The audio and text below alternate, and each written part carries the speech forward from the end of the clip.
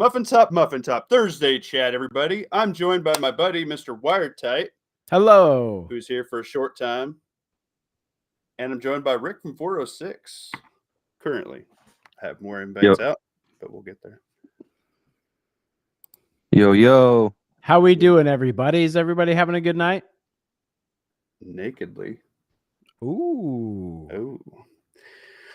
Doing some dad stuff. So, this is the time that I had. But check this out, guys. Missouri Survival made me this sick background. And this, you are all going to live stream for the first ever Muffin Top intro song. Hell yeah. I don't know if it's playing that. That's the real problem. Oh, here it comes. Down in Texas town where the hollows home. Oh, we heard it.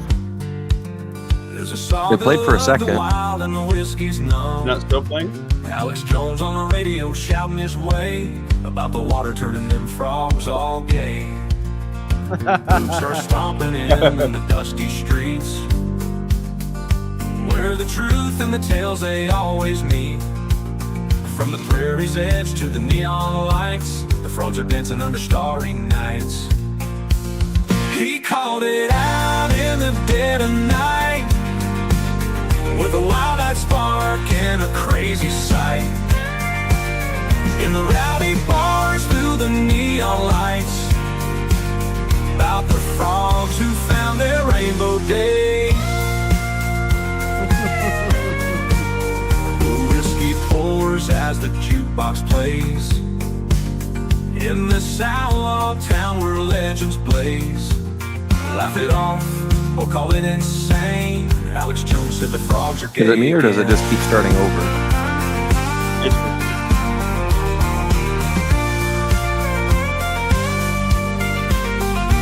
Whiskey pours as the jukebox plays, in this outlaw town. Next problem. All right. Whew. Anyway, yeah, Missouri also made me that because he's a cool dude, and I do not have time to dink around with that. Is it like a 15-second loop? No, you shit's not wired tight. Oh yeah, because it only made it to like Texas Holler, and then it would stop, and then it would start again. You missed the best part. It talked about frogs being gay. He didn't hear the frogs being gay part? I guess not. No, it would play for a couple of seconds, and then like it would start up, and then get to like Texas Holler, and then it would stop, and then like 2 or 3 seconds of downtime, and then it would start over. I'll have to listen to it later. That's weird. That is weird. Well, I'll have to mess with that later, I guess. But debut could have been an absolute disaster. I don't know.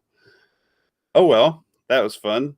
We're going to do this book chat. This is a thing that I do typically on Thursdays Wired Type, where I like run through my Discord, and then we BS about the Discord, and then we go through the book that I'm currently on is The Cyber Nuke, The Day It All Came Down by the William of Ravenshire.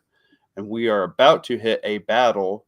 This is like post Chinese hacked our entire grid. Everything fails audiobook. And these guys have bugged out to their location with the people that were going to bug out there. And they're getting ready to fight this Antifa force that is going to storm this neighboring Amish town. So the Amish town has evacuated all of their women and children to their location, and in return they're going to build them some houses for some new people they acquired in the mag, which was some airsofters that were running and gunning. And they run and gunned into a combat cooler, which is a big ass firework display that they shot at these guys from an LPOP, which is sick. You need to listen to this audiobook. There's a lot of really good shit in it. Like if we all had this set up, nobody would have to prep again, because we would all be squared away 10 out of 10. Muffin Top approved. I listen to this book at least 4 or 6 times a year, somewhere in there. It's a really good book. I recommend it. William of Ravenshire is a friend of the channel, and he's currently working on book 3. That sounds cool. Book. Yeah, he's a sweet dude, man. I love these books. I've actually gotten a couple people into prepping from these books. I just shared it to them. They were absolutely anti-prepping. They listened to these books. They're prepping now. So that's awesome. I know. It's awesome. It's a good chat. So I am trying to knock the book out, and I know you have to leave soon. So what I do on the book chat is we listen to a chapter, and then I pause at the end of the chapter, and we discuss stuff. And while we're doing that, I'm over here sweating, working out. Okay, let's do it. We dig that? It's Sounds helping me good. lose my tits, so that's a good thing. So, all right, Fiend Dog was in first. I'm Coldfoot. Oh, I don't have the. I don't have my chat bot going. Here we go. We'll do the chat bot. All right, let's do this. Oh, wait. I need to present. Stupid me.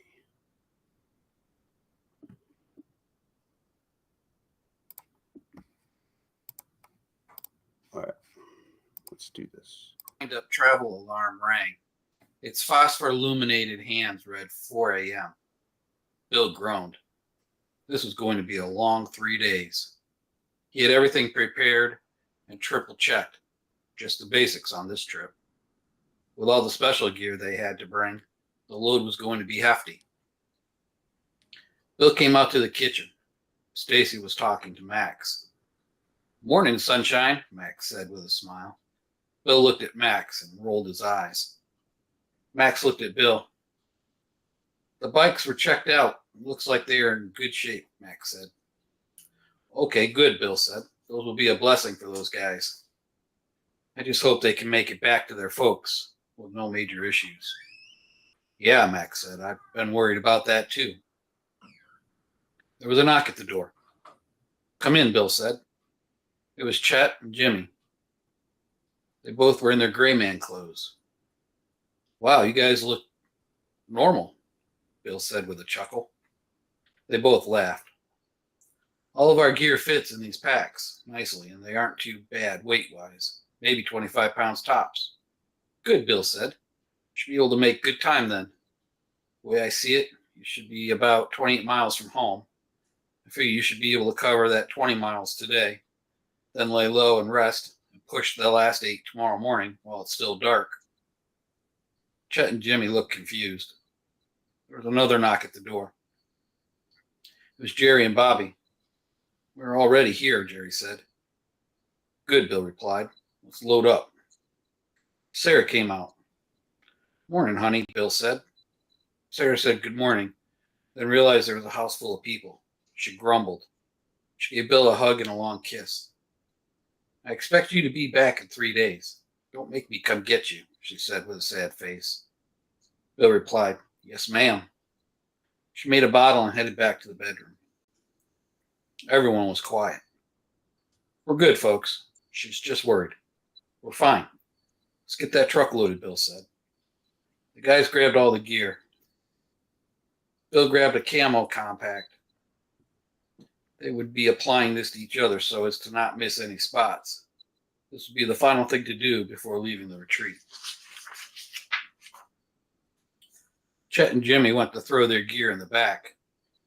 And there were the Mongoose mountain bikes. They were painted flat black. Jerry leaned into the bed of the truck. "Well, fellas, here are your new rides. Like Bill said, you should be able to make short work out of 20 miles on these. I would imagine you should be just about home by midnight if you rest during the day and start back up at dark." "Man," Chet said, "you guys, thanks, all of you. This is huge." Jimmy chimed, "Yeah, these are great. Thank you so much. How can we ever repay you?" Bill piped up, "You pay us back by getting home in one piece and being with your family, guys." They all jumped in the truck. Max had his PVS 14 on and proceeded out of the retreat. Driving was slow. Not being used to driving with night vision can be a challenge. It can cause eye strain, and in some cases, nausea or dizziness. "This is weird," Max said. "Yeah," Bill replied. "Not like the movies where you just put them on and drive normal, is it?" Bill laughed. Max chuckled. "Oh, hell no." Bill looked at the speedometer. "You think you can kick it up to 35 or 40, Speedy? We need to get there before sunup, and your breakneck speed of 15 isn't going to cut it," Bill laughed. Yeah, Max replied. Max got the truck up to speed. It was 0435 when they started to see flickering lights. The hell is that? Max asked. I don't know. We're getting close to the Amish community. Just keep going, Bill said. They got closer and closer, and the light, while dim, were getting brighter. They're just about a half a mile away from the entrance, and Bill told Max to slow down a bit. The hell, Bill said. There's a wooden wall. The tops of the poles are pointed. You can see men milling about through the spaces in the poles. Holy shit, Max said. It's like some straight up colonial fort shit right there. Yeah, it is, Bill laughed. Maybe I should have worn my coonskin cap for this mission.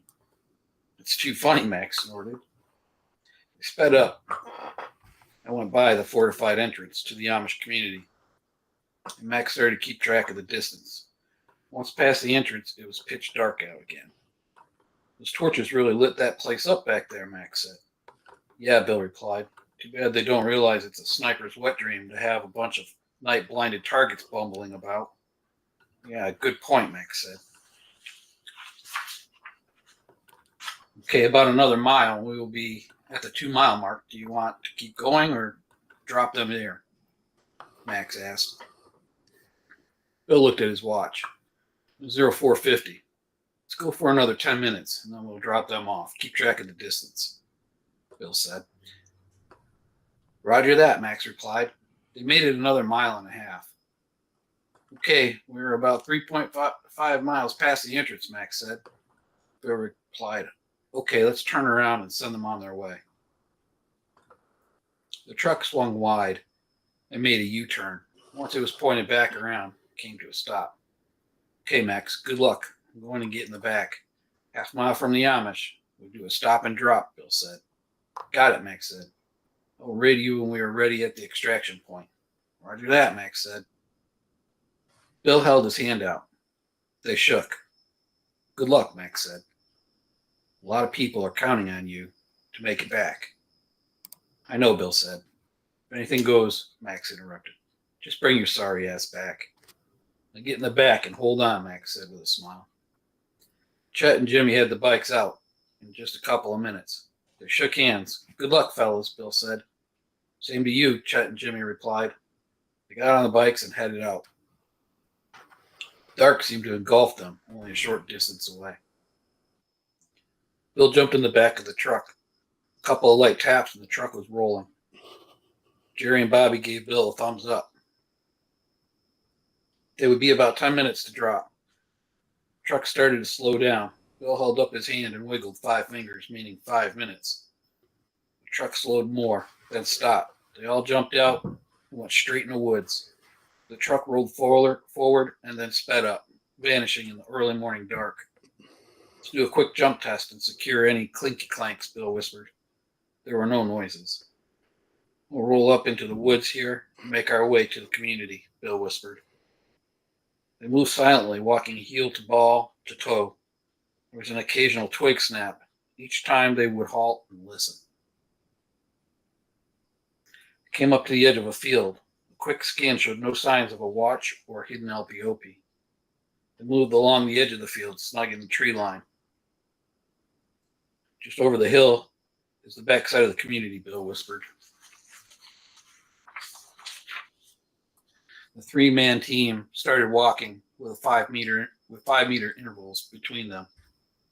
They crested the hill and worked their way down the steep bank, trying not to lose their footing and making a racket. They entered the backyard of a home and quietly moved towards Josiah's home. They passed a small barn where a dog growled and then barked. They kept moving, staying to the shadows and passing undetected by the Amish. Most were getting their morning breakfast. The Amish community is more like an old west town, minus the saloon, bank, and such, but the homes, horses, and wagons all reminded them of an old farming town, which for all intents and purposes was just that. They crossed the dirt road and started making their way. They were 2 houses away from Josiah's. It was very quiet, short of a cow mooing or a horse whinny and the occasional rooster crow. As for people, not many were seen. They headed up the drive to Josiah's house. There was a dim glow that was seen from the outside. You guys hang here. I'll go up and knock, Bill said. Bill went up on the porch and knocked firmly on the door. Who is it? Came a man's voice. It's the Englishman, Bill, here to speak with Josiah. I have 2 of my men with me as well. The door cracked open. Wait here, a gray-haired man said. A few minutes later, Josiah opened the door and came out. You were early, Josiah said. Bill shook his hand. We made good time. So what is the verdict? Josiah asked. There were the obvious concerns, Bill said. However, the result was a unanimous yes. We need to make sure that we move them at night, as I fear your community is most likely under surveillance. We did not detect anyone the way we came in, but I have some technology that will help us find them. We'll take care of that problem. Bill continued. I plan on staying here for 3 days to find them and offer us a better chance. Josiah nodded. I notice you have fortified the front and entrance. Josiah shook his head yes. He asked Bill, so what do you think? Bill replied, I think it looks sturdy enough, but the burn barrels and torches are not good at all. Why is that? Josiah asked. Bill replied, well, it's twofold. One, it ruins the night vision of anyone around it, which makes it a lot easier to sneak up on them. And 2, those walking around it are easy targets for anyone wanting to shoot them. Josiah sighed. This is what I told the elders, but they insisted that it would look like we were ready if our arm guards were visible. Well, back in the day, Bill smiled, when they were young men, I'm sure that held true. But in this world, we have folks that can take those men out from a mile or more away. Josiah sighed. Well, let's meet with the elder Zimmerman. He will want to know everything you plan on doing and how we are going to make the trip to your cabin. Till then, let's head down to the gate so you can take a better look. Bill held up his hand. No, Josiah, we are not here. We need to be very discreet about this. If there are eyes on this community, we do not want them relaying that you have help. We want to lead them into a trap and make them underestimate your strength. That is sound advice, Josiah said. What do you need then? Where are the highest points around this property? Any overlooks or ridge lines that would be a good place for us to set up? Bill asked. In this case, Josiah, you need to think like the enemy would. They do not want to be caught, and they want the best vantage point to conduct their surveillance operation. The additional height also gives them better radio transmit and receive range, Bill said. Wait here, Josiah said. He went back inside. A few minutes later, he came out with what appeared to be a large map. Bill smiled. This is great, Josiah. These are where all of our deer shooting houses are. These are on the bluffs and ridge lines overlooking our fields, Josiah said. Perfect, Bill said. Josiah laid the topo map down. Based on these topo lines, they could determine the high points and if there were any shooting houses there or close. Can I take this? Bill asked. Josiah? Yes, you can. Use that, but I need it back. Bill smiled. Don't worry. I won't tell anyone where your hunting shacks are. They both laughed and then got quiet. Josiah looked nervously at Jerry and Bobby. My apologies, Josiah. This is Jerry and Bobby. They will be working with me to ferret out these observers. Josiah shook their hands. Bill looked at the map some more. Jerry, I think this one right here would be best, Bill said. It has a clear view of the main road and the back side of the wall. I agree, Jerry said. Jerry pointed to the map. This is where we came in. Yeah, Bill replied. I didn't even see that blind, Jerry said.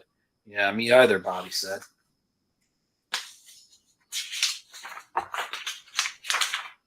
We need to be on our toes, guys. These people are no joke. You give them one chance and they will cut your throat, Bill said. Josiah pointed to another spot on the map. This is the highest point on our land. It's a long hike, but once you're up there, you can see everything. I wonder what the distance to the front gate is, Bill asked. Josiah looked at the map and did some calculations. It's about a mile, Josiah said. Bill frowned. I want to be around 800-yard mark, just so I do not run out of scope should something go down while we are here. Side Hill offers good spots if you want to get closer, Josiah said. Good, Bill replied. We'll pick a good overwatch position and get set up once we clear the area. That way, if we know when they will come back, we can offer you some long-distance love to help even the score. Even the score, Josiah said with a raised eyebrow. He chuckled. You English folk think we are in the Stone Ages. Hopefully these... Josiah struggled for the word. Antifa, Bill offered. Yes, Antifa. We'll make the same mistake. We're not walking around with muskets, if that's what you're thinking, Josiah said. Well, actually, I was. I know you guys hunt, so I was thinking shotguns and hunting rifles. Josiah grinned. Let's hope those Black Flag folks think the same way. Well, don't spoil the surprise, Bill laughed. Just know we'll be providing some precision marksmanship for you should you need it. Josiah smiled. Just remember, we're the ones with the straw hats and the wheat stem in our mouths, he laughed. Bill, Jerry, and Bobby all laughed too. Okay, so you will brief the community that we are here. You'll let the elders know as well. Starting today, you will start bringing your supplies and start building the shelter. Josiah shook his head yes. We should have the very first house built in 3 days. 3 days? That's impossible, Bill said. Jerry and Bobby looked on in disbelief. Josiah shook his head. These are all prefabricated. We make them here. We have a truck usually pick up the components, and it takes us 3 days to put it all together. There will be 2 crews up there to put these buildings all together, and then both crews will put up the pole barn. Maybe a week and a half at most.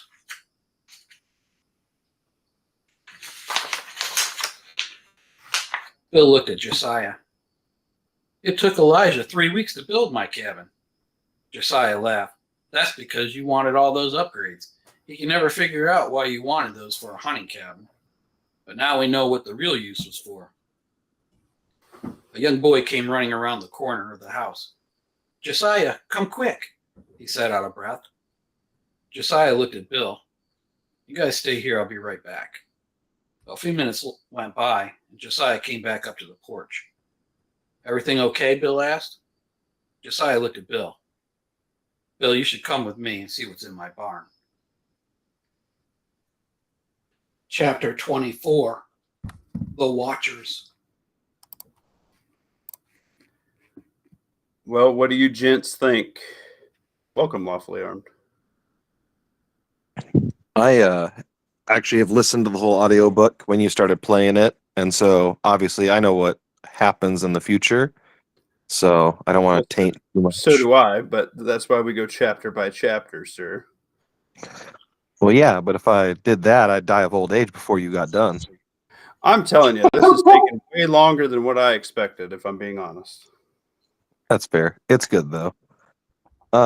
Obviously, sneaking in and trying not to get seen by anybody and not have anybody know that they're there is a pretty clutch move. Definitely. Very tactful. I liked what they had to say about noise and light discipline. Yes. Moving under cover of night, we're not here. Well, yeah, and he was talking about like when there was a fire, it was like silhouetting people so you could be seen. Right. Yeah, and backlighting. Yeah, that's a huge thing. You got shot because of backlighting. I fucking did. That's why I paid attention to that part. Mm-hmm. Yep. We think Lawfully.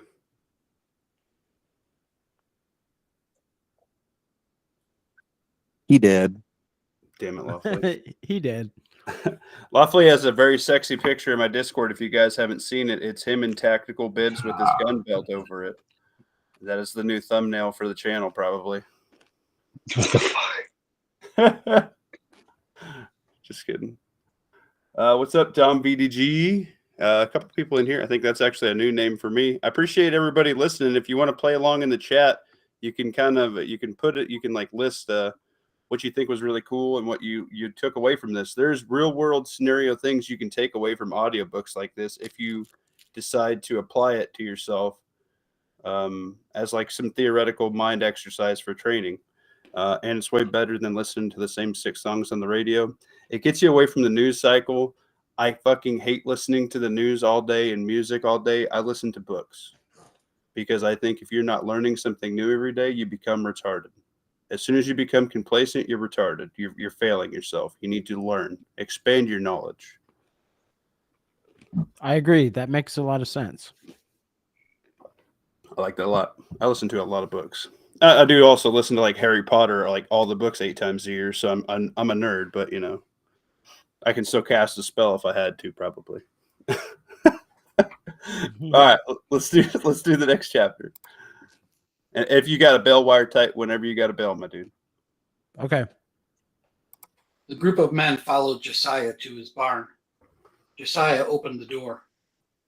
Hanging by the arms were 2 young men dressed in all black. Josiah looked at Bill. Is this what you're looking for? It is. Where were they found? Bill asked. The young honest man responded in Dutch. Josiah relayed. They were caught at the back of our little town during a gate check. Interesting, Bill said. What was back there? Bill asked. That's where we keep about 50 dairy cows and calves, Josiah said. Bill processed this information. That would be a good distraction tactic to let the cows out and cause you to chase them all around while reducing the focus on the front gate. One of the black-clad men laughed. Bill swiftly walked over and hit him under the diaphragm. When I want you to say anything, I will instruct you, Bill growled. The older man groaned and gasped for a breath. They wore black shoes, pants, hoodies, and black face masks. They had a very familiar red, black, and white armband with just minor differences to those worn by the Nazi brown shirts in the 20s and 30s. Time for the big reveal, Bill said. He ripped the masks off both men. You 2 are going to enjoy this, Bill said. The older one looked to be in his early 30s, while the younger was late teens, early 20s.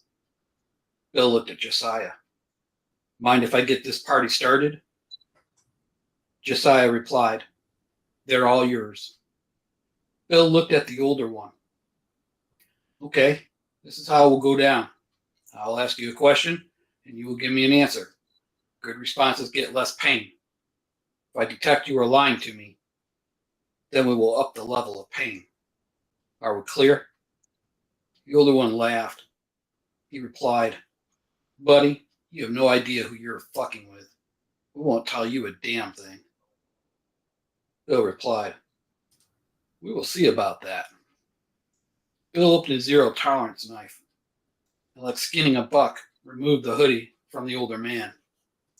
He took a few steps back and reached to the back of his battle belt, pulled the taser from its holster, put the red laser dot on the man's chest, and pulled the trigger. An audible pop was heard. The man seized as the 15-second pulse ran its course. The younger man winced and wiggled. Bill approached the young man. When is the attack planned? The young man didn't say anything. Bill pulled the trigger again, sent the older man on another lightning ride. The young man yelled, Stop! Answer my question, Bill said.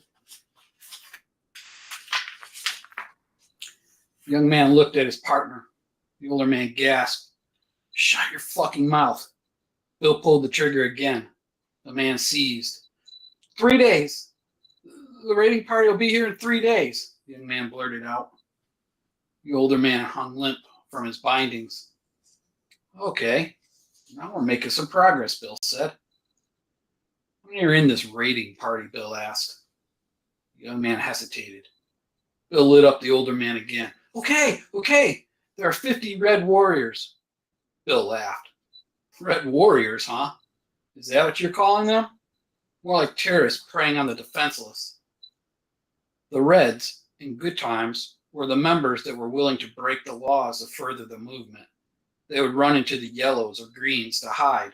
This is why Antifa wears all black with masks. It's a tactic to evade arrest. What is the mode of travel, Bill asked. Young man snapped a response. We have Humvees, diesel trucks, and a Bearcat. Wow, a Bearcat. Really? Weapons, young man replied. Military. Military? How's that? Bill asked. We stormed the National Guard armory. That's how we got the weapons.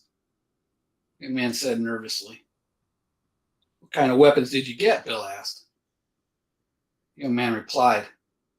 M16s, 3 of those belt-fed guns, and a big one with 2 handles on it. Great. 50 cal. Just frickin' wonderful, Bill grimaced. This wasn't looking good at all.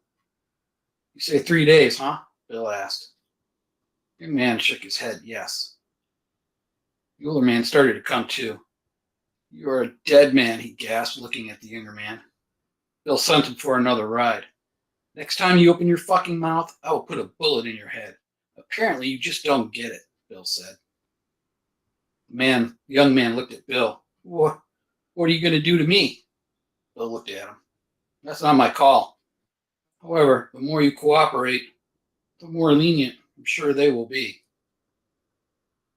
I have a few more questions, Bill said. How many other teams like this are there? The young man responded. There are 2 more teams here. Where are they located? Bill asked. One on the north, one on the south. We were on the east, the young man replied. How are you communicating with the main force? Bill asked. The young man replied, we are using military radios we got from the armory. Bill pondered. The young Amish man spoke in Dutch to Josiah. Again, Josiah shook his head and then relayed, we have both backpacks these 2 were carrying.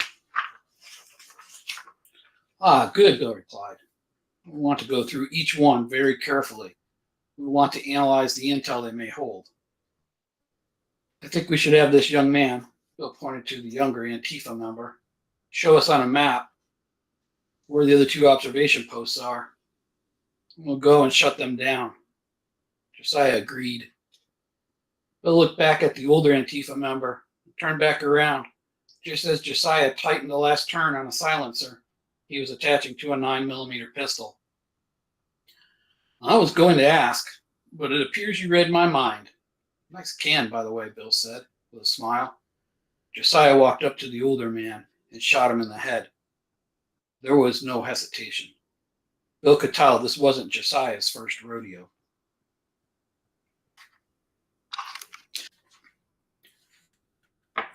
Josiah looked at the younger one. If we let you down, and you do anything stupid, you will end up the same. The younger man's eyes were wide open. There was blood spattered on his face. He responded, yes, sir. The sun was coming up over the mountain. Bill looked at Josiah. It will be better to bring the map here. We do not want the other recon teams to see this guy, Bill said. Yes, Josiah said. We need to go through these bags and see what else we can learn. You are right. We do, Bill said. Jerry, Bobby, I need you to go through these bags. Look in every pocket. We need to get everything out of those and lay it out so we can see what we have, Bill said. We also need to get one of those radios online and start to listen in. Bill went over to a younger Antifa member. What is your call sign? We are Reaper 2. The others are Reaper 1 and Reaper 3. When is your next check-in? Bill asked. We're on a 3-hour check-in. And the next one is 9 a.m., the young man responded. Bill replied, that is what I wanted to know. We just found a comm plan, Bobby said. Excellent, Bill replied. Jerry turned on the AN PRC 148 multi-band inter-team radio. There was no one transmitting. Bill looked at the small composition notebook. The first page had a list of frequencies. Beside each one was a day of the week. Then the next page had site codes and roles. This is where it started to get interesting. As Bill read that page, there were a list of towns that were crossed off. The next target town was Bollesburg, then large Amish farm town, then Liberty. The target list showed Reaper teams as deployed to the Amish. It showed the Hammerhead team deployed to Liberty. It also had a notation, strong defense, next to Liberty. Another note at the bottom of the page was a question. Who is Raptor Actual? Bill pointed to the question. Aw, shit, Jerry said. Yeah, Bill replied. That's interesting for sure. The next page was duress codes. What to say if they were compromised, or saw an increased defense, or were evacuating. The next page was a rotation, when the teams would be swapped out for fresh eyes. The whole plan was very well written. Too well written for these guys, Bill said to himself. Bill looked at Jerry and Bobby. This plan is pretty well done. I highly doubt these guys are capable of putting something like this together. Jerry replied, yes, there's a level of expertise behind this plan. They continued on reading notes. The notes depicted towns that were raided, what the resources were, the end result, and how many people resisted. It appeared that most of the small towns had very little in the way of resistance. This could play into their hand, Bill thought. Josiah came over to where the contents of the two backpacks were on the bench. There were 12 meals ready to eat, or MREs, 2 packs of AA batteries, 2 jungle sleeping bags, 2 compasses, 2 of the MBI-TR radios and 2 extra batteries, 1 AAA road map of Pennsylvania, 2 PVS 14 night vision devices with the adjustable headband, 1 Olin flare gun, 2 50-foot hanks of clothesline, 1 Ziploc bag of trail mix, 1 Ruger SR-22 pistol with 2 mags and a box of 50 rounds, 1 M&P Shield 40 cal with 3 mags, 2 Nalgene 1-quart canteens, 2 bottles of Coleman water purification tabs, 2 composition books for notes, 2 radio procedure manuals, and 1 Communist Manifesto by Karl Marx and Frederick Engels. Seems like a lot of stuff here, Josiah said. It's not bad, the basics. I do have a question, Bill said. What's that, Josiah asked. How did your guys get them again? Bill asked. Josiah smiled. Each morning we do a gate check. This morning, as they were walking the fence, they heard some growling, or so they thought. So they came back and got some of the armed men to go see what it was. Turns out it was these two, both snoring. Kind of dark at that time to be checking fences, isn't it? Bill asked. No, not really, Josiah responded. They were really just making sure the gates are closed and locked. They start about 0530 at the back, follow the cow trails. By the time they are done, we were just about finished with the morning milking. They only need lantern light for the first. What is your name? Devin, the young man replied. Devin. When is the next crew to relieve you and this guy? Bill pointed to the corpse. We are the last crew. So you're it. The last crew before the attack? Bill asked. Yes, that's right. We'll provide information on what's going on to them while they do the raid. Then we get picked up and go on to the next one, Devin replied. The MBI-TR radio crackled. Reaper 3, Reaper 3 replied, yeah, we're okay. He looked at the rest of the team for support. Bill shrugged. Josiah was standing next to Devin with his pistol pointed at his face. Reaper 3, Reaper 2, put Comrade Roberts on. Bobby was making the oh crap, what do we do motions and faces. Jerry took the radio. Bill held up the stop sign with his hand. He looked at Devin. What is the name? What is his name? Pointing to the corpse. Devin replied. His last name was Richards.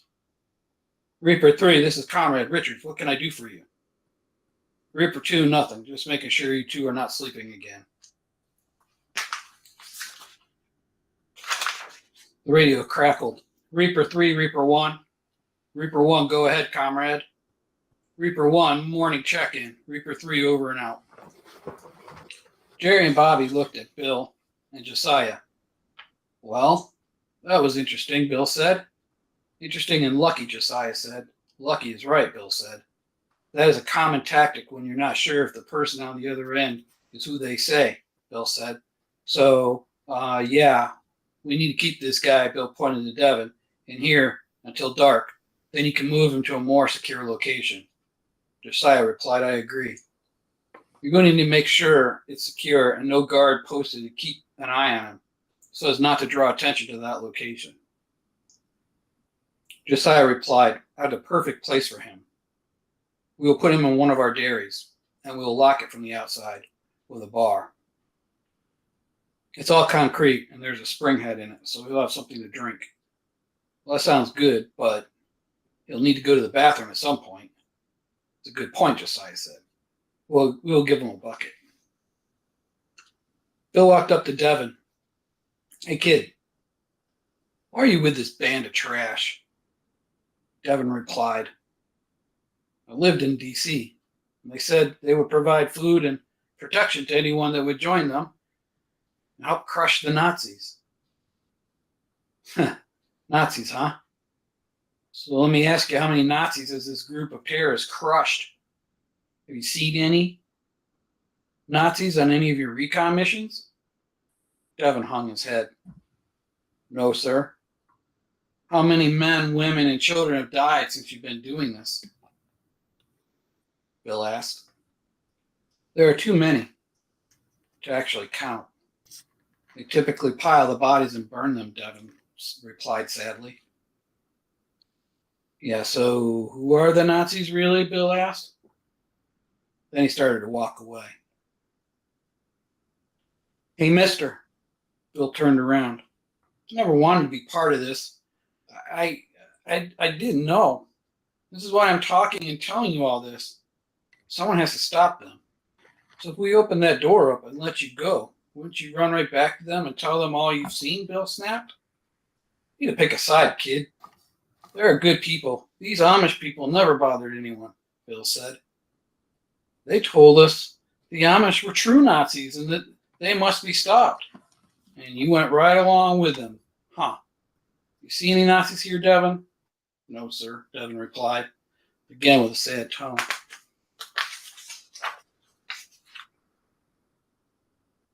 So, Josiah, here's what we need to do. We need to take out those other 2 observation posts and get them offline. We need to figure out a solid plan to put an end to this crap. I have a feeling if we win, they will send more. So I'm hoping to send a clear message, and they will find an easier target to pursue, Bill said. We have some challenges for sure, given they have lucked into some military hardware. However, just having good gear doesn't win battles. It's the training on that gear and how you use it that wins battles, Bill finished. Bill went back over to Devin. So you wouldn't happen to know how they plan on coming in here in 3 days or how they will deploy those toys they have and all that, would you? Devin replied, they will roll in with Chapter 25, A Call. Ho, boys / chat. Pretty good deal. My favorite takeaway is we in the prepping community shit talk Antifa so much, but they use this bandit system. There are quote unquote their Red Wing warriors. They're the ones that have hammers and shit and go hit cops and shit, and then they run back in the crowd so they can't be identified. This is going to be probably this level of violence this election season. So yes, if that's you true. see Antifa and you figure out their armband system, watch out for the ones that have red. I think it's either at the top or they have a separate band that it's red, because the brown shirts are like intel guys or whatever, but like the red ones are like probably not American citizens. They're probably like Russians and shit teaching these guys military tactics, not Dragon Lord types, real people teaching Antifa people how to shoot. Interesting. You think well, one thing I will say is how many of us have been going out to protests and riots and getting experience with public violence? I don't. I don't either. And some of these people do it all like every chance they can get. So I'll just say don't underestimate them, because they may be more acquainted with violence than you are. And they can organize, which is very important. But I mean, just think about it. 100 people with a box knife is a fucking problem. 100%. You do that at a Walmart. You know how many old people, how many young people, how many single moms, how many disabled people, how many people that are in a foot brace because they broke their foot and had surgery, or how many people have like a knee brace, they just got their ACL surgery or something. Those people are going to be victims because they don't go for the strong jack dude who's getting his 8 fucking cans of protein. They're going to go after the weak, the disabled, and those who can't fend for themselves. Yeah. Anyway, I want to put that into light that is actually a serious threat, and they're being funded heavily by, we all know, Soros. Yep. They have really good funding, and anybody that they have coming in through the southern border that links up with them or even just uses them as a blanket front, still a chess piece on the board, bro.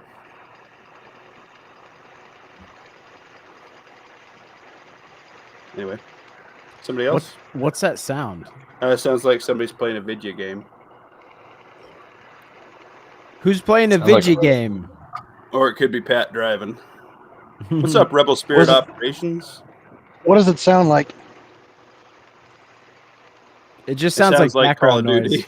Is Pat Pat Riot? Yeah. Okay, what's up, man? Homie, bro.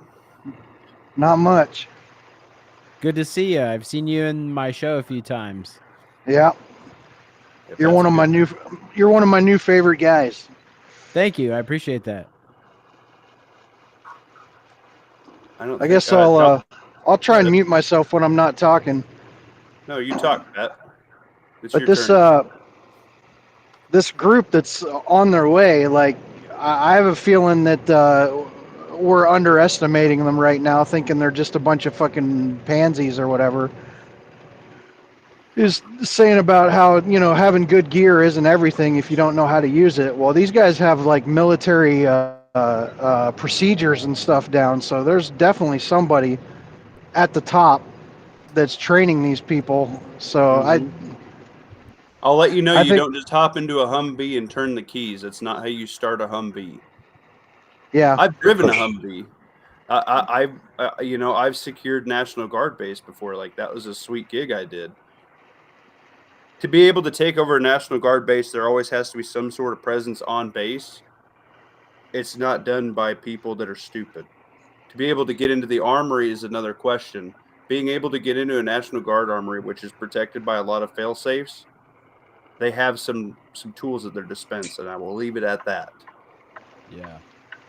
Well, while we're likening this work of fiction to applicable in Minecraft, there are, for as many people that you think are in our active and reserve and National Guard that are quote unquote true patriots that wouldn't take an unconstitutional order.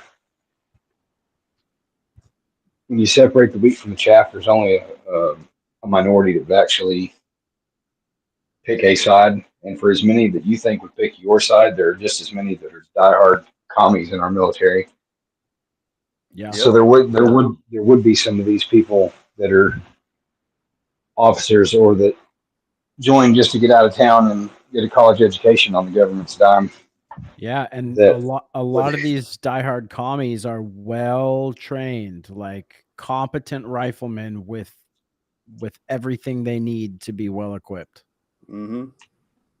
So if you don't think you have a small outside force that comes in, and there's probably a 50-50 split, just like there is probably on your block, in your apartment building, in your in your town, in Walmart, if you ask everybody right now to go red, blue, the store's probably splitting in half on how people feel opinionated.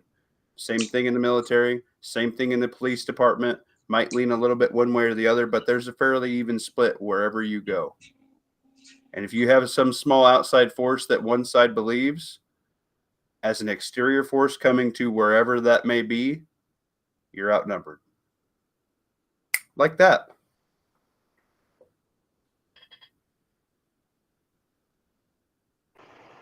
I can imagine if there was.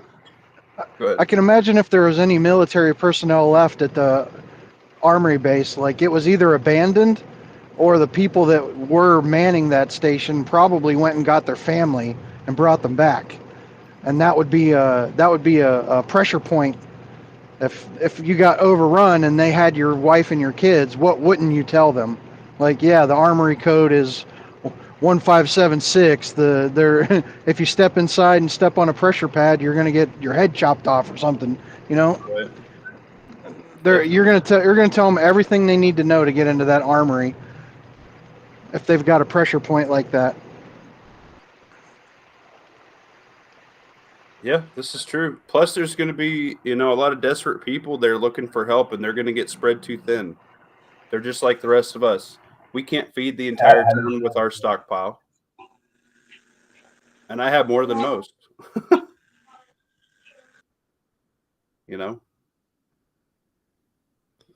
Yeah. It's just that simple. I remember hearing years ago that the gangs were having their members go sign up for the military just to get the training. Mm-hmm. And I wouldn't be surprised if Antifa does the same thing. 100%, I believe that. Not to mention, I think it'd be like a mixture of the Red Dawn, like the cool Red Dawn, where they had like Iran and North Korea and all that, and they had like the spec ops dudes, like all those militaries mixed. They all teach people stuff, just having that mixture. I think that there's bad actors that have wandered up through Mexico on vacation into the U.S. and now they're here and they're dedicated to training our destruction.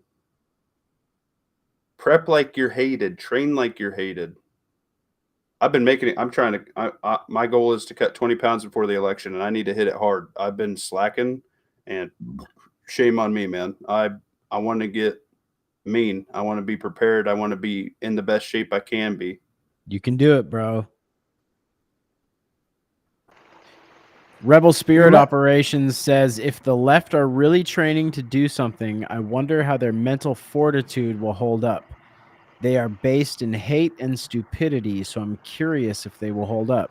That's an interesting question because so a lot of the lefties, the liberals that we see are kind of more like controlled by their emotions, right? They're sort of and kind of soft.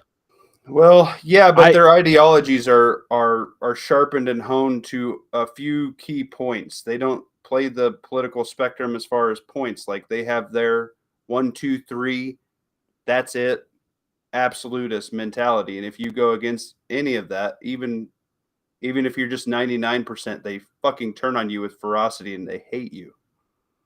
Hate's a strong emotion. Oh, hey guys, I gotta hop off here. Yeah. Deuces, Wired Type. Thanks for hopping in, man. Yeah, sorry about that. But I will talk to y'all soon. Keep your head on a swivel. Keep your shit wired tight. And I'll talk at you later. Sweet. He's going on DLD because he's cooler than I am.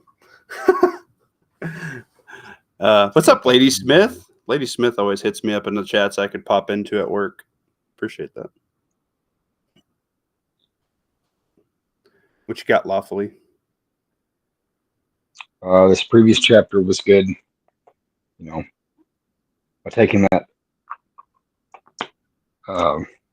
kid hostage, he's learned valuable intel on the opposition force and what their equipment is.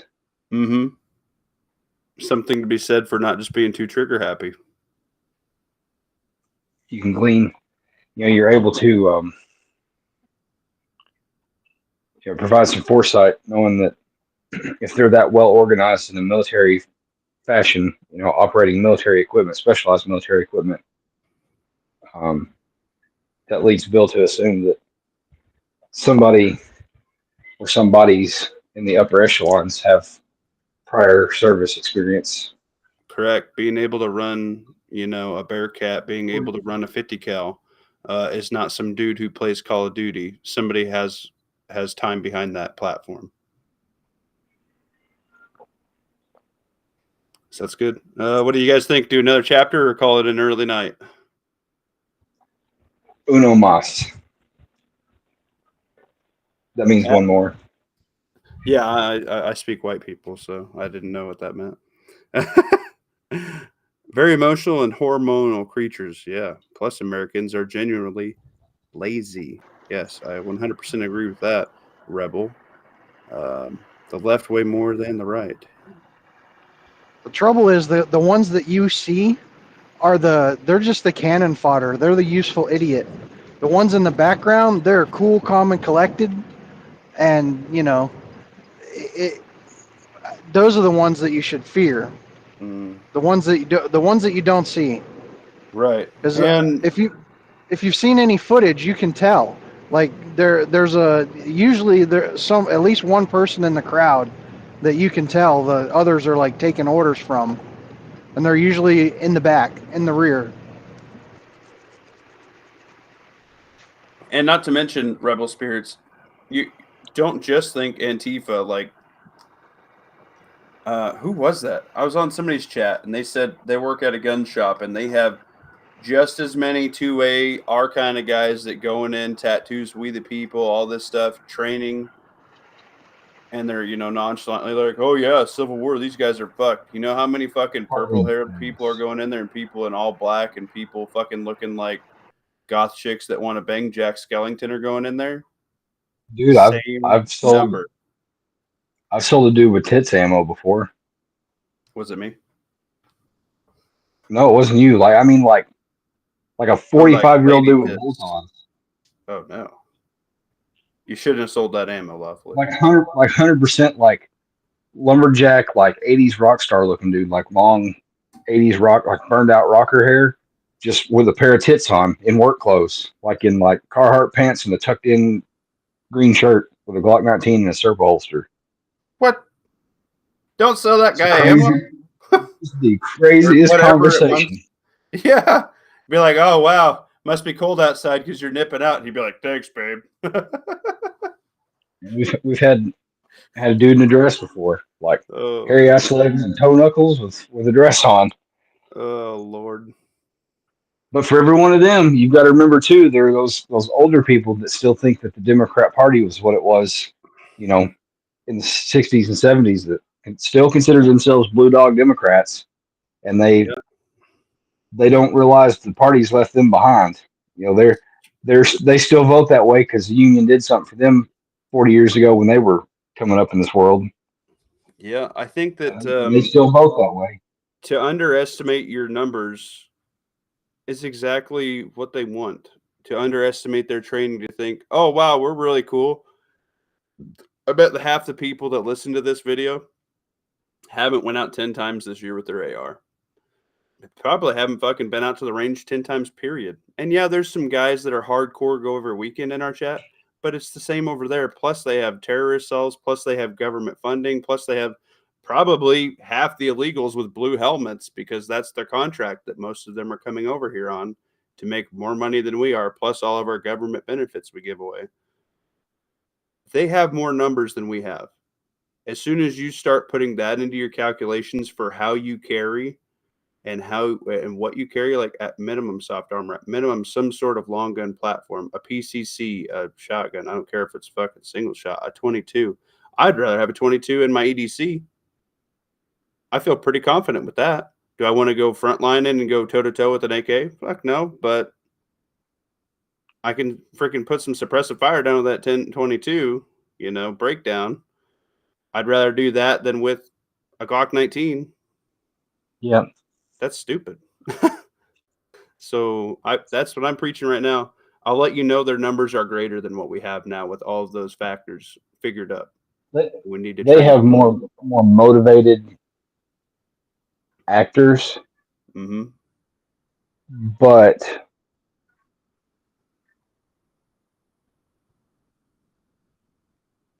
like Wiretap was saying, I don't know what their conviction looks like, what they, Right. how But they're many of just them useless puppets. I mean, we have the same here. I mean, they you are. guys. Most of them are. I mean, like just comparing numbers. Trump rallies draw huge crowds of people. Mm-hmm. In 16 and 20, we saw the big protests, the big riots from Antifa and Black Lives Matter and Still dealing with the all. destruction. Businesses But just they, wiped off the map. as far as how organized they are, I know the whole Joe Biden line about, excuse me, God, the whole thing about they're more of an idea, not a organization. Mm-hmm. He's not wrong. Like I don't think they have like regular chapter meetings and whatnot. I mean, they communicate on the internet the same way we are right now. And like you say, the organized ones are, but then they have a bunch of people that show up the day of, like, here's your mask, here's your instructions, like they're the Their filler Mark's for the book. crowd. Right. Mm-hmm. They have 3 or 4 people that are willing to commit violence for the cause, like the lock bike fuck that's in prison now because the internet sleuthed him out. People like that, but most of them are not committed to that level That we've seen so far. And now I that do we've want seen to so say far. that they want to, and this is the terrorist cells have put out the bold threat that they want to shoot up election sites on election day, and you guys need to take that into account. If you're not going to quote unquote not carry in Minecraft because this is theoretical, wear armor. Why not? Wear armor and a pepper spray. Give yourself a chance. Or No, I'm draw not attention to saying. yourself. Yeah, I'm not saying if you have like soft armor. Is soft armor the best thing? No. Is it better than nothing? Yes. I'd rather have it than not. If I was getting shot at, Maybe some of this go in stages. Like have your buddy go in and vote while you cover the parking lot, and then Yes. when you're That's a good done, have you cover the parking lot while he goes in. that is a great That's idea, the Pat. thing. The buddy system. It's so much better because Have your long gun under the back seat, maybe with a bandolier. Yeah, you know what, Pat? That's probably the best way to do it. Now there's some people that can't. They don't have the, buddy that can get there, but I'm worried like for our viewers, our listeners at home. I know I don't want to get anybody in trouble. When you endorse rolling deep and carrying all the extra shit, exactly what happened in California with that Vim fella is what I'm worried will happen to people. Like, have that stuff, but like, don't roll up to the polling place and blasters. LARPing and shit. Like, you're gonna get your SWAT team to eat your ass. Don't do stuff like that. Fuck. Right, I agree with If that. you say wear body armor, and 5 people were like, "That's a fucking good idea." Like some guy at home right now is digging in the back of his closet to get his fucking AR-500 Spartan armor plate carrier out. Like, That's why don't I'm do that staying shit, people. concealed under like a fucking. That's why I keep saying soft armor. Don't I be know, fucking retarded. I don't know what kind of people work your polling place, but here for me, it's usually a bunch of old retired grannies. God love them. Yeah. And if some guy walked in puffed up like the Stay Puffed Marshmallow Man, looking like he's got a fucking steel plate under his stuff, they'd be calling the cops so quick. Bro, I'm telling you, you cannot tell I have my fucking soft armor on. I I can wear it believe you. with a single color fucking Carhartt, a white Carhartt. You could maybe see it with a white one. I But believe like a you, but flannel, you're never gonna see it. I believe you, but you wouldn't believe the hundreds of people I see a week that think that they're like subdued, and it's so fucking obvious they've got a gun on them. Let alone all the other stuff you're talking about. So I feel like that's own that stuff for sure. Have that stuff ready in your car or whatever. But like that Vim guy, if he hadn't had low blood sugar and volunteered the information he had a gun, he'd have been fine. He'd have got in and out of California and nobody'd known the difference. All right. Public service Like he's announcements. Don't look like a fucking operator when you go to these things. Have your fucking heads about you. Do what you I like normally Pat's do. idea. Pat's idea is fucking great. Go Pat's with a idea group is of a way couple better than my people. idea. Like have your phone handy, and if your homie like says GTFO, then GTFO or whatever, you know. But Mhm. you I know, like that you a didn't get lot. out. Maybe vote a couple days early. I don't know. I had a customer today that's pretty steeped in the same kind of news, same kind of circles we are, that was all amped up about the threats of violence Mhm. around the polling. You know, and I think that an isolated event or two may occur, but I think most of that is just shit that gets spread to suppress voter turnout, Yeah, because it the could right be. is more apt to turn out to vote day of in person. And if they can scare 10% of people from not showing up to vote on election day that we're gonna, then it Sorry. serves their purpose. Yeah, I agree. I'm not saying what you need to do is everybody needs to vote, and prepping is an insurance plan, and how you deem to deploy it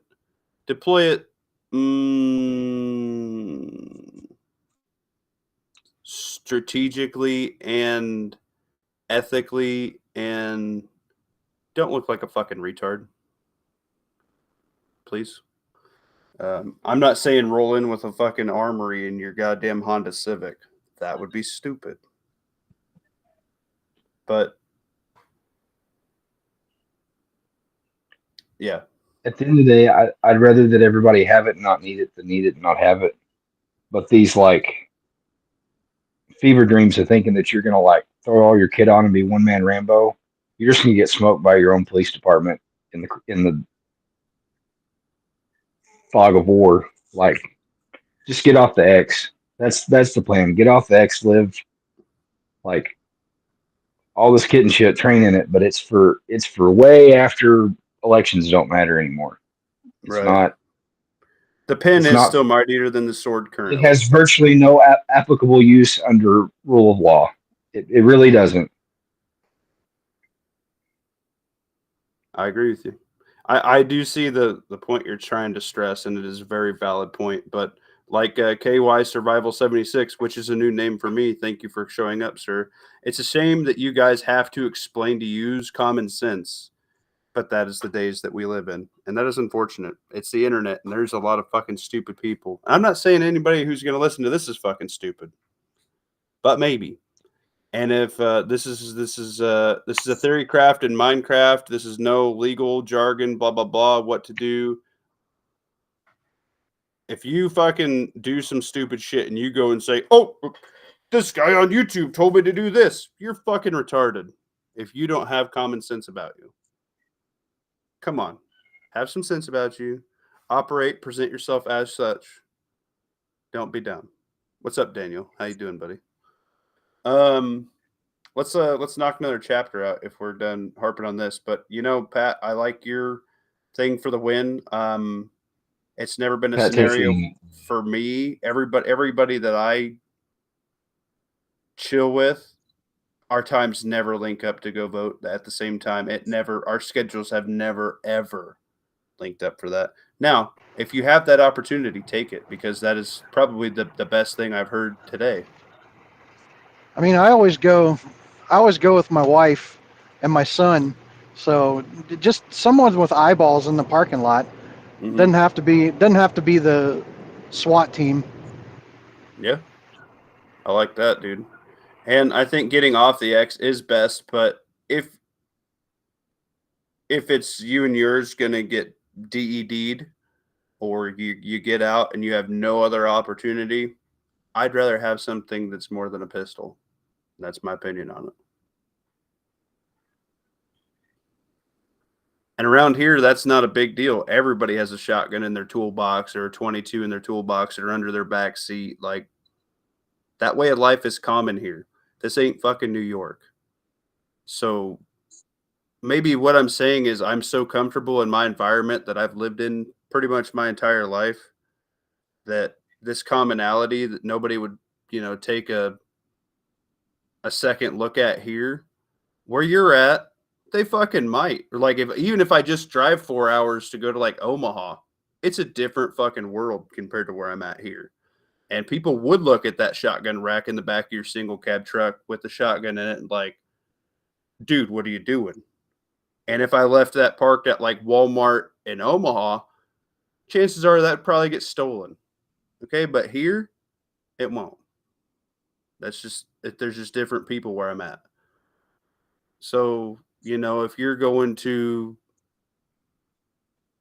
LA, it's probably going to look a little different than it does in Nebraska. It's probably going to look different than Arkansas. It's going to look better than North Carolina. It's going to look different than Texas. Texas, everybody's got a gun on their hip.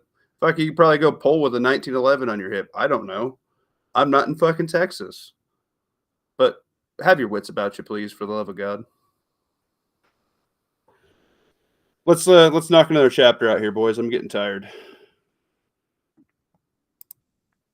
It's about to get good too. Oh, for help. They will roll in with the Bearcat. The big gun is mounted on the roof, Devin said.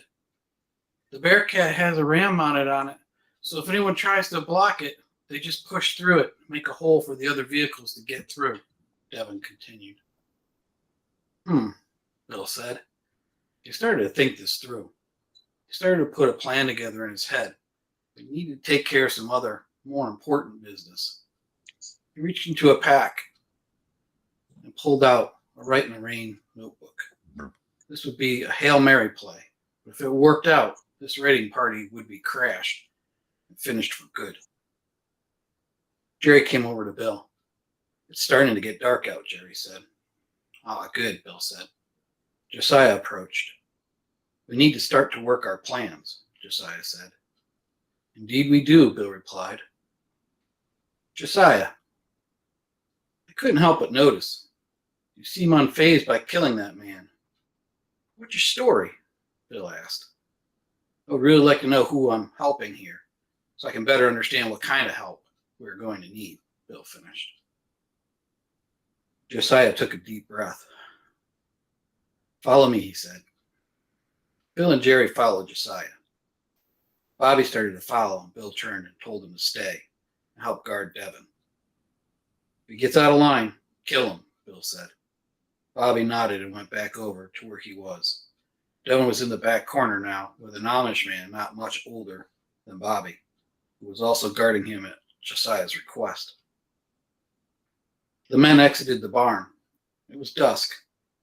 They entered into a small 20 by 20 barn. Josiah motioned them back. He lowered a block and tackle with a hook and started to hoist up a hidden door covered in hay. Bill looked at Jerry. What the fuck? Josiah tied off the rope and motioned them down the steps.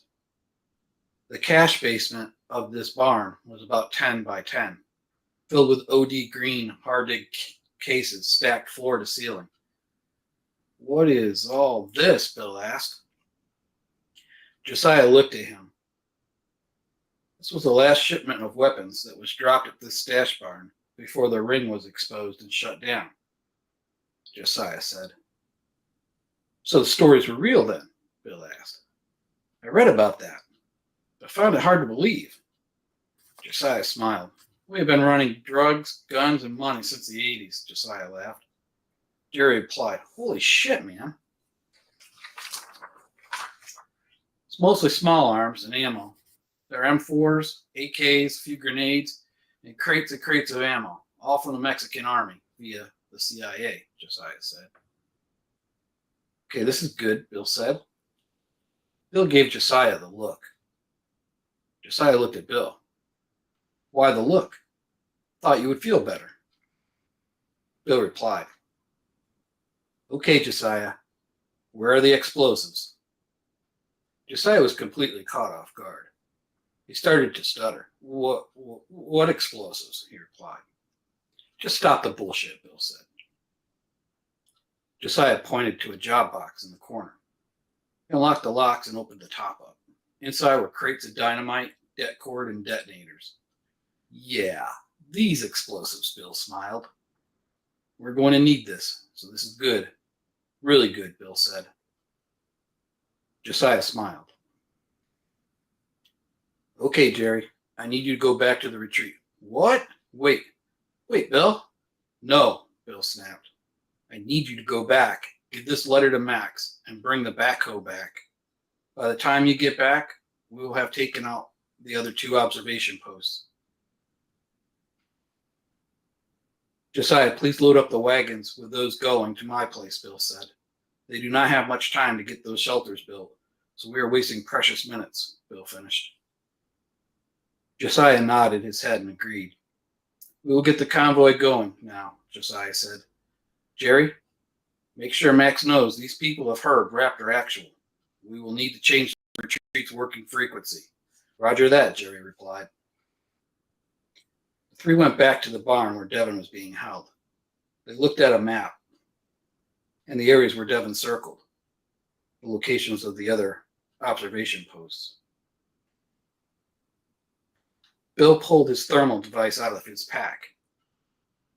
We get within 800 yards and we'll see them, Bill smiled. Then you can use your hush puppy on them and we'll move to take out the next set.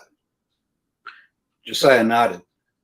We will take out the north side first, as that is the one closest to the gate and road, and we'll see the wagons leave, Josiah said. Bill put his hand out to Jerry. Good luck, man. We'll see you in a few hours. That backhoe is ready to go. Bring some extra diesel with you as well. Will do, Jerry replied. Bill and Josiah left out a side door on the barn. Josiah led.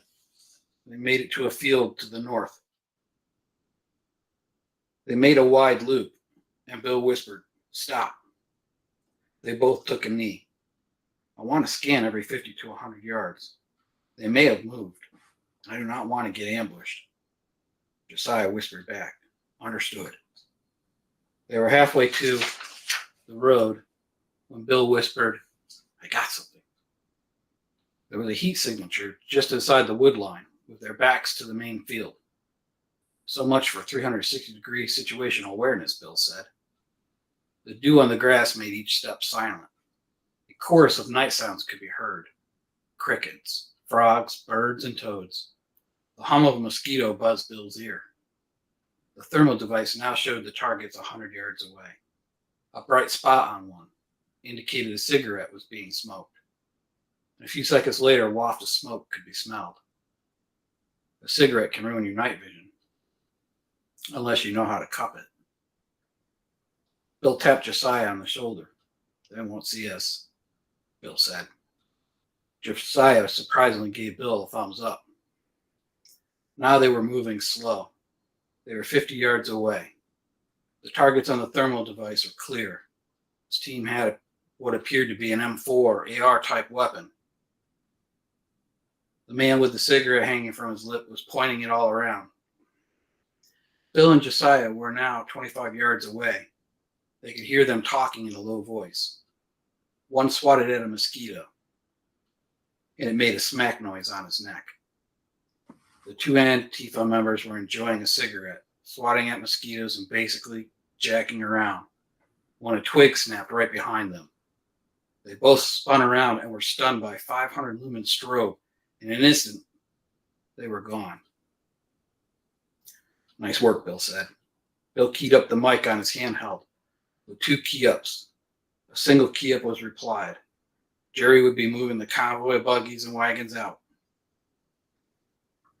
Bill and Josiah searched the OP and took everything in the pockets of the 2 Antifa members. They slung the bags over their shoulders and proceeded back to the barn. The last team was a bit longer of a hike, but was pretty much the same. As Bill and Josiah got into the field, Bill couldn't believe what he saw.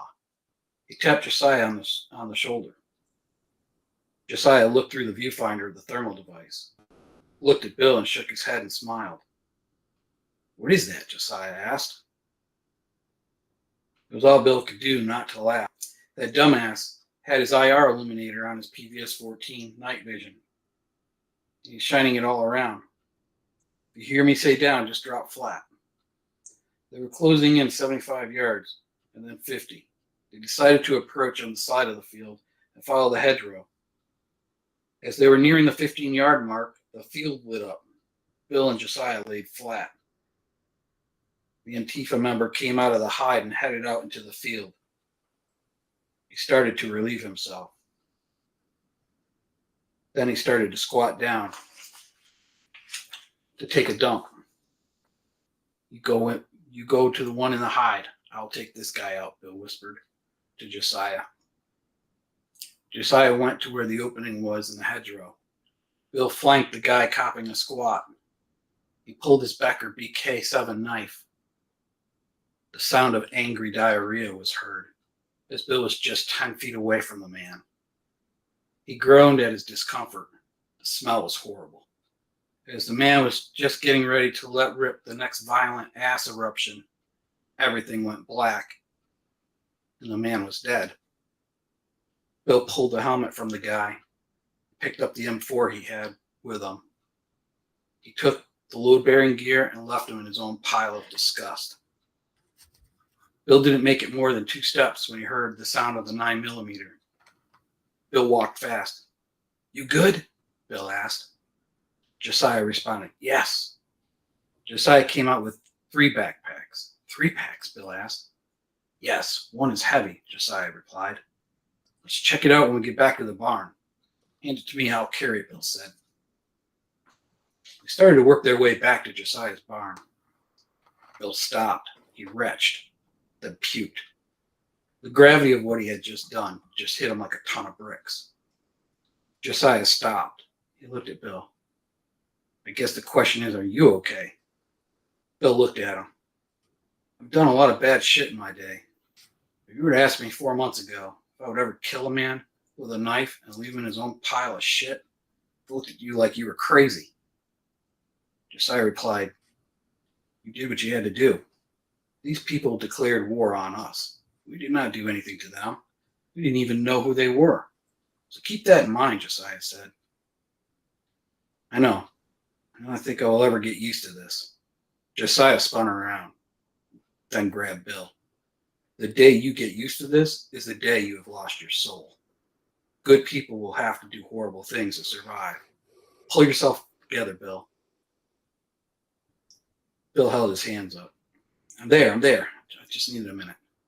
"Good," Josiah said. "Now let's move." The 2 proceeded back to Josiah's barn. They put 3 new packs on the bench. Bobby approached them. "How did it go?" he asked. Josiah replied, "Just like we planned." Bobby looked at Bill. "Is that shit on your pants?" Bill looked down. "Damn it," Bill said.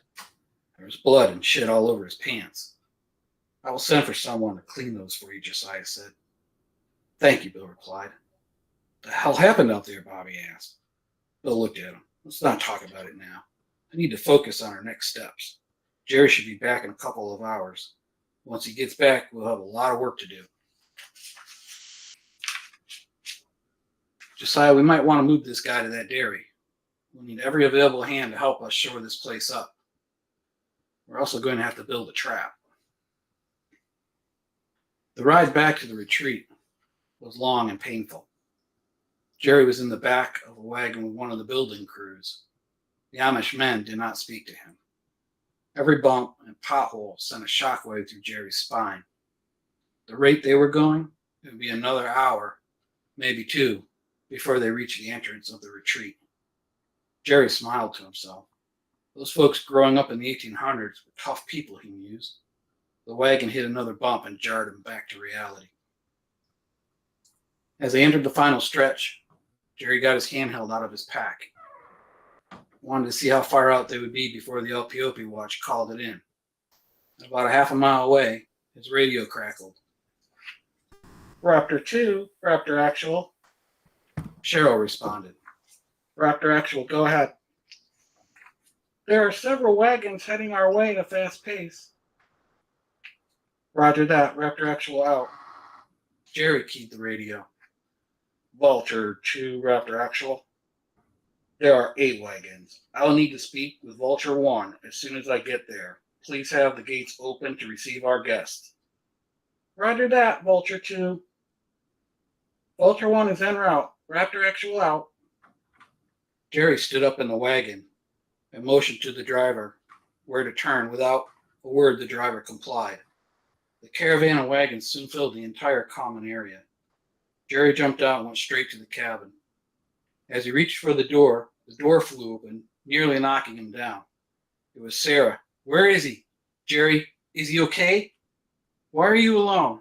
Jerry got, whoa, easy, Sarah. I had to relay some information to Max and take the backhoe back. We have some really bad shit coming our way, so time is short. Max came up on the porch. What's going on, Jerry? Max asked.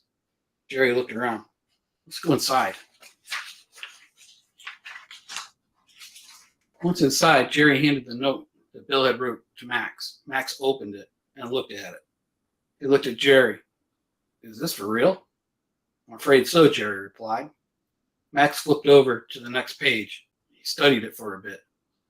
Jerry reached into his pocket and handed Max a third note. The note read, so now you know what we are up against. You need to call for help. There is no guarantee for a response. From what we know, Liberty is under surveillance. They have already designated that town as heavily defended. I need you to switch our retreat frequency over to Blue Dot. They know about Raptor Actual, have written that into one of their logs. They just do not know who we are. I want to keep it that way. So I need you to go to the hide where we met Jerry and the group. Use the mobile in your Ranger to make this call. That's a 25-watt radio, so it'll reach out there. Switch to channel interop. Then you will read this 3 times. Wait for 3 minutes and leave. If you get no response, don't worry. Mayday, Mayday, Mayday. This is Whiskey Lima 1 to all Papa Mike units. Break. Large group of Antifa resource raiders en route to 41 degrees, 32 minutes, 34.4 seconds north, 77 degrees, 5 minutes, 58.4 seconds west. Break. Unit size 50 plus, armed with military weapons from State College National Guard Armory. Break. Vehicles. 1 Bearcat APC, several other soft military vehicles. Weapons. 3 M240 Bravos and 1 Browning M2, large amount small arms. Break. Attack imminent. 4-8 hours. Repeat. Attack imminent. 4-8 hours. Requesting support. Break. Whiskey Lima 1 out.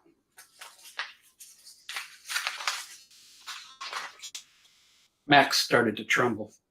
If Bill was not successful, this would be heading his way. He was now responsible for all of this life that was now looking for places to sleep under the warm summer night. Chapter 26. Preparation.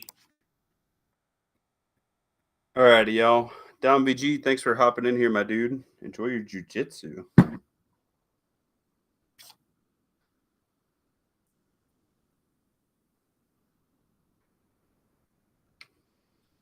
I think having a comms plan set is a very handy thing. At the tail end there, he's like, say this 3 times, blah, blah, blah. He has his radio connections memorized so he can tell people when needed. That is going through your group's personal plan and knowing it back to front, front to back. Very good information to have.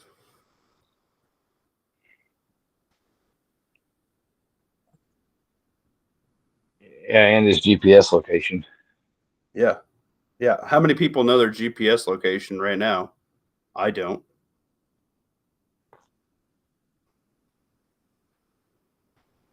I'll tell you yours after the chat. Wait a minute.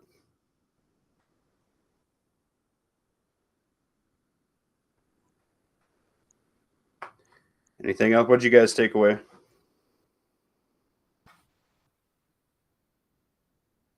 It's getting thick. I don't know. I'm fading. I'm nodding.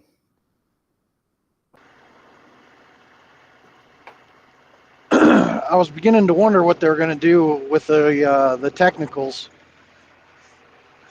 The explosive thing, that's kind of cheating.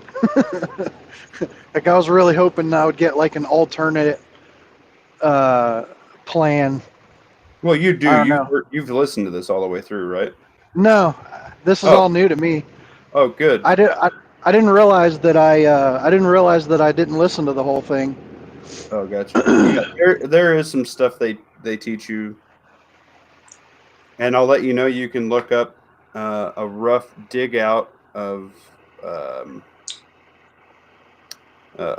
depth by width of the hole that a tank with tracks can't drive through. But all you need is a bunch of guys with shovels to accomplish that, and some time to do it. Like I was thinking, dropping trees. Mm-hmm. Try to find a bend in the road, and as they come around the bend, you drop trees and try and trap them in. But with a Bearcat, it'd have to be a substantial tree, or else it's just going to push it right away. Unless you had like a telephone pole or something, you could drop it beside so it couldn't just push. Mm-hmm. I don't know. And then light the whole area on fire, maybe. That's what I was thinking. In Minecraft. Yeah, in Minecraft. Any of the fossil fuel burning vehicles, even with the snorkel kits and stuff, you can still bog them down with fire. In Minecraft and paintball, paintball works really good to obscure vision if you know where to look. Fill balloons with sand and use motor oil. Mm-hmm. There's a lot of down and dirty, low-tech options to take away a sense from people in these things. Vision is a very powerful thing. Cover up all the periscope lenses and things. Yeah, well, if that pops out, well, then you know. Well, you know that you worked. Saying periscope, but I don't literally mean a periscope. You know. Oh, gotcha. Yeah, I mean, there's only so many things that you can do at a time, and it takes people to do it. But they have some stuff coming up that's pretty ingenious and sets a pretty good base knowledge for something that you could do theoretically in Minecraft. I'm not super thrilled with the idea of letting that big of a force like come crash up against your home. Right. Like maybe set these guys home. This is their not their mailbox, but right. Well, it's the main group. Main group. It's not their home, but the Amish, it's their home. Right. But they have sent their women and children away to get them out of harm's way, and everybody who's theirs is volunteering. Basically, that doesn't stop your home and your barns and all that from getting burnt down or anything in the fight. Correct. You gotta know when to hold them and know when to run, and this is what they decided. Like I'm thinking ambush them while they're on the way because they know where they're coming from. Mm-hmm.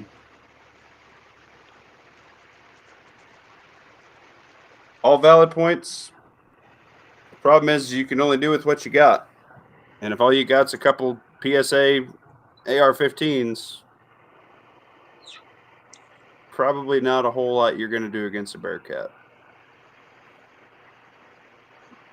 I guess the only other option is to not be there.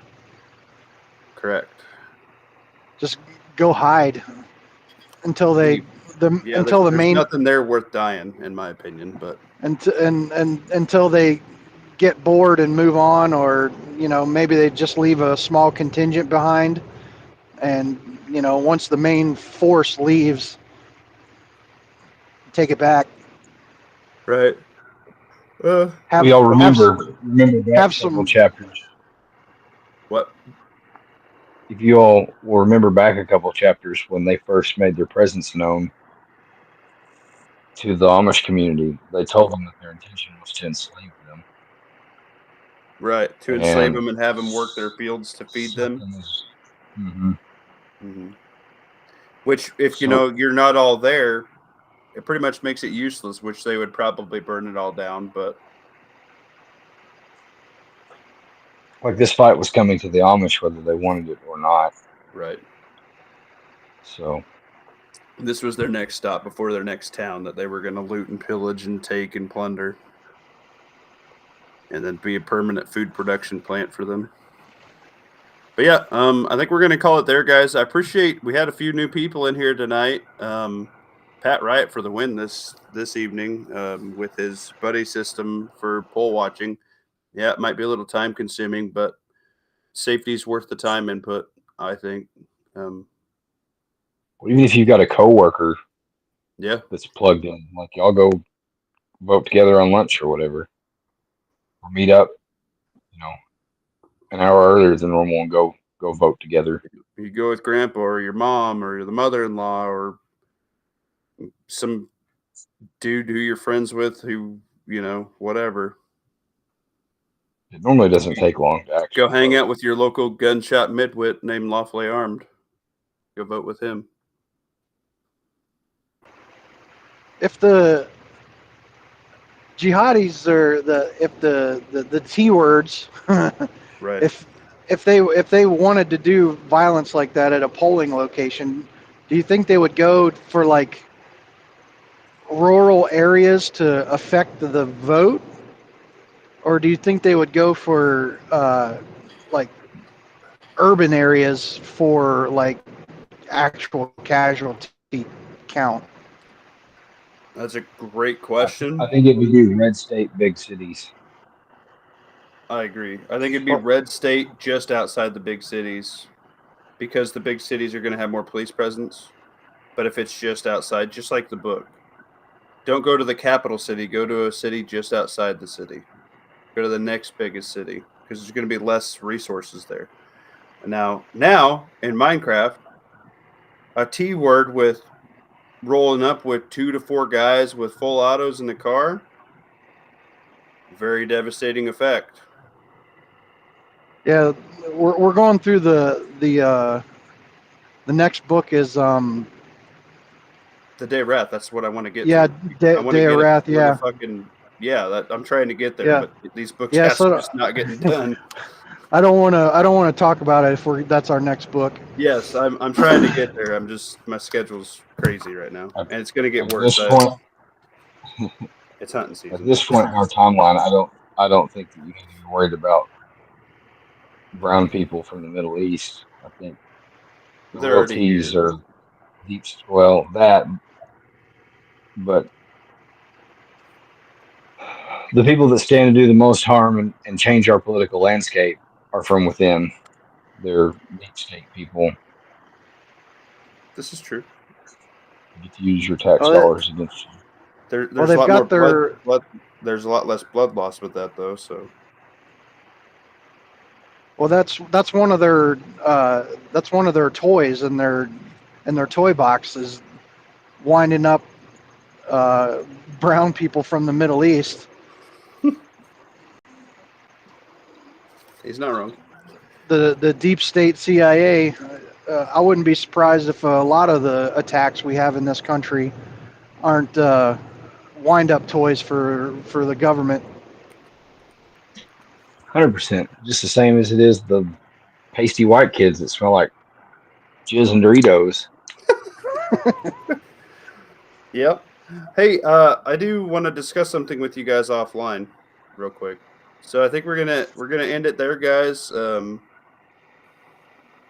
appreciate everybody watching. I'm gonna try and knock this book chat out. How many? What do we got? What do we got? We got roughly an hour and 20 minutes. We're gonna knock this out on the next chat. I might even do an extra chat this weekend and knock this book out. Or I might try and finish it tomorrow. I don't know yet. It just depends on my schedule. I got too many things going on. I might have to cut up a deer for a guy. It depends if he gets a deer. So, Muffin Top's working side gigs. Hashtag side gig, man. I'm cutting up deer. Bring in some more money so I can buy cool shit. Yeah. I want to thank everybody for being here. Like, share, and sub, and follow on Rumble if you like what we're doing here. This is our typical book chat, and we will hopefully get through a few more books. So this is Muffin Top and panel. Closing statements from the panel. Prep what you eat and eat what you prep. Amen. I got another food video. More water. Yeah. Eat less, drink more water, kiss your loved ones. I forgot the rest of my own thing. It's been a while. Expand your mag, move everybody to Nebraska and live on a farm with some cheap land with Muffin Top. All right, bye everybody. Conduct your business.